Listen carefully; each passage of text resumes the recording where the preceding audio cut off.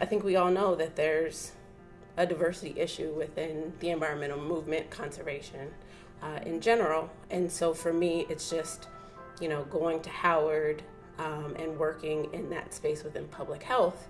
That's a lens with which you are raised in when you go to HBCUs quite often.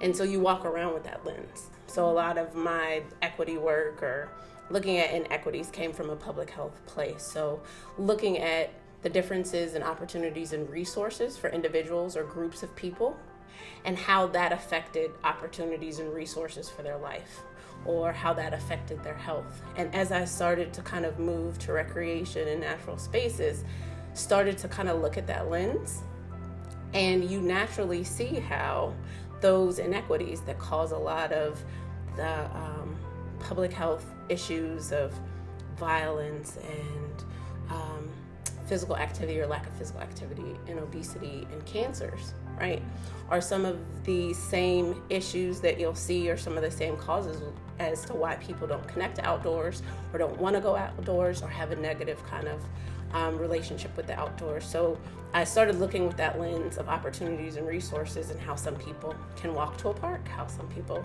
cannot, how some people can go and sit and see mountain ranges, and what do those people look like versus people that go outside and see a highway. What do those people look like? Part of Youth Outside's work in thinking about just the Green 2.0 reports that ironically came out just as Youth Outside was stepping into this space, and the lack of racial diversity, as that report points out, in the field, that green ceiling of something like 7% was just shocking. Those of us that are in it felt like sort of this micro moment of like, oh, thank goodness, we've been validated by the numbers. But I think when I'm able to articulate that to a more majority audience, or even to my board who are not engaged in this work on a daily basis, that sort of was like a wow, like what's going on? And I've asked myself, so what's the goal, right? So if right now African Americans represent something like 30% of the population, when 30% of the workforce in the outdoor and environmental ed space is also Black or African American, then we're out of business, right? That we've sort of met a moment where the respective percentage of who's out in the larger community is also reflected in the field.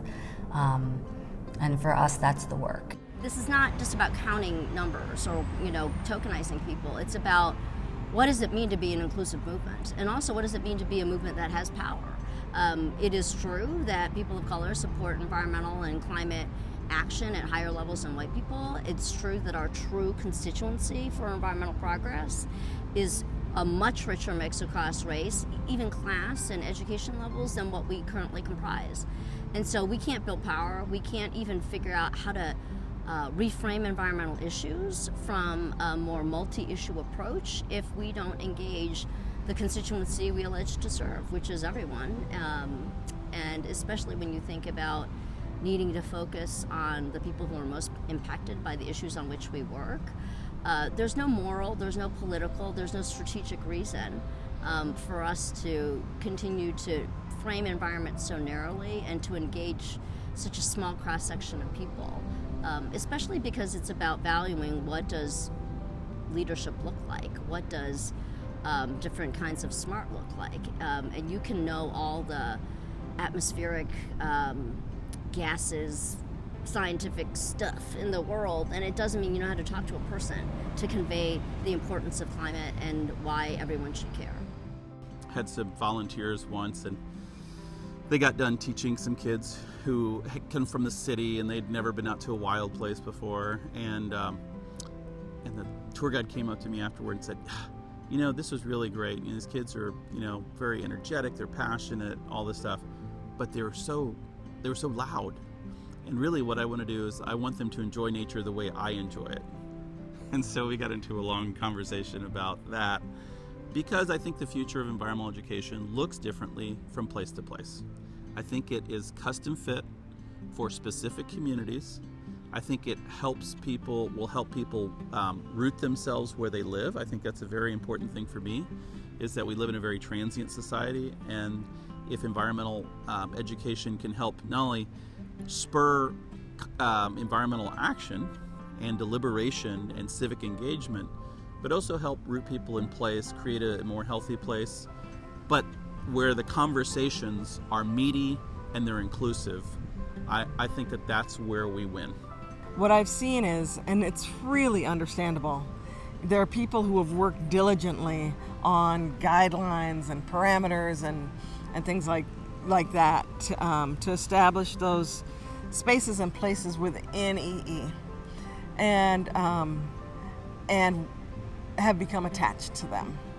When our attachment becomes something like a wall versus like how can it grow even further, then we have challenges. When we define something so rigidly and often within the construct of academia, we're going to automatically eliminate a whole lot of people who care deeply about the environment, who are connected with the environment, and who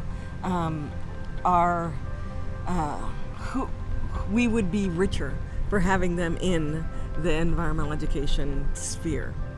And so in Oregon, in Portland specifically, we've been doing work with environmental educators and environmental justice folks and trying to see where those connections are and to build those bridges.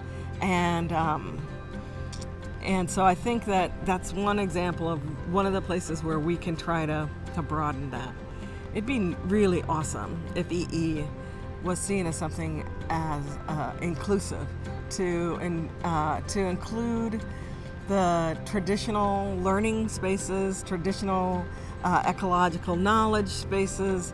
That there's going to need to be a reason for non-traditional folks to come in, right? So we can open the door, but why would that be a benefit to other ways of being and doing environmental education? And so I think we need to think about that. I think that's one of our opportunity areas.